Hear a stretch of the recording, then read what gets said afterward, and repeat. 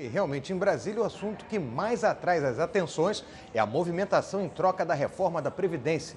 Inclusive, hoje, na Câmara dos Deputados, a Comissão de Constituição e Justiça deve receber o ministro da Economia, Paulo Guedes, responsável pela elaboração do projeto dentro do governo. Vamos falar com o repórter Daniel Ito, que tem acompanhado as articulações para a aprovação do texto e tem informações para a gente direto do Congresso Nacional. Bom dia, Daniel.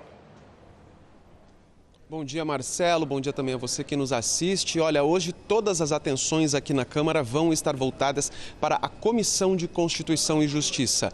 Isso porque a CCJ vai receber hoje à tarde o ministro da Economia, Paulo Guedes, para tirar dúvidas dos deputados sobre a proposta da reforma da Previdência. A vinda do ministro Paulo Guedes à comissão chegou a ser marcada para a semana passada, mas o ministro adiou o encontro porque o projeto ainda estava sem relator na casa.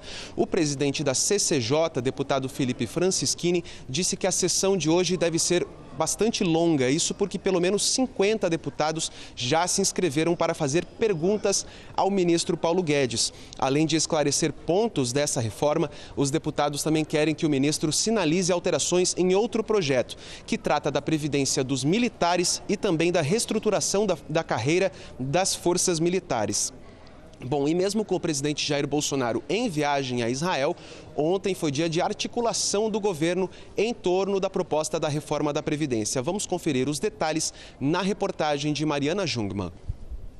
O ministro da Economia, Paulo Guedes, e o secretário de Previdência e Trabalho, Rogério Marinho, passaram o dia reunidos com lideranças parlamentares para explicar a reforma e ouvir.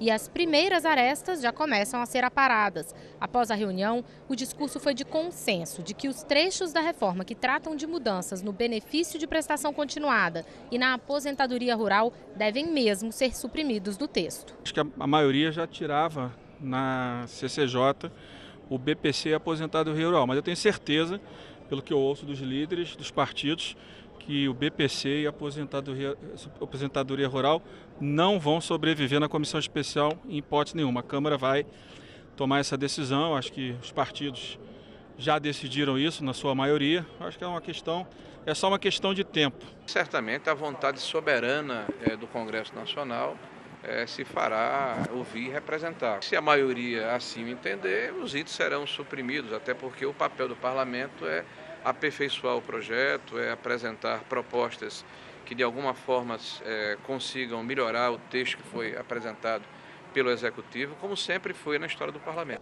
O acordo entre o governo e parlamentares prevê que a reforma não vai ser alterada na Comissão de Constituição e Justiça, somente quando chegar à comissão especial. Quando chegar lá, no entanto, não são apenas o BPC e a aposentadoria rural que devem sofrer alterações.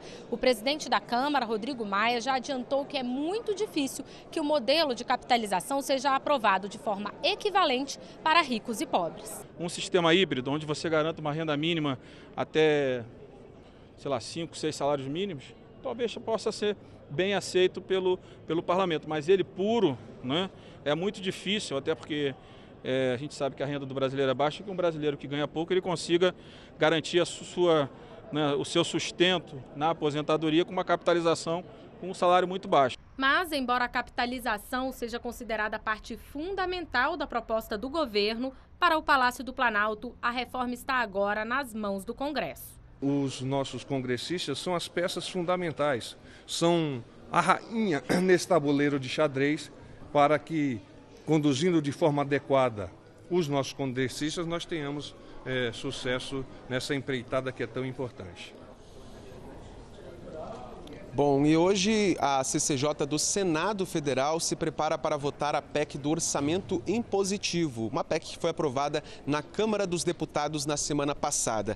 Essa proposta de emenda à Constituição obriga o governo a executar as emendas de bancada, ou seja, aquelas emendas apresentadas por grupos de parlamentares de um estado ou região do país. Atualmente, o governo tem a obrigação de executar apenas as emendas individuais, sendo que metade precisa ser na área da saúde.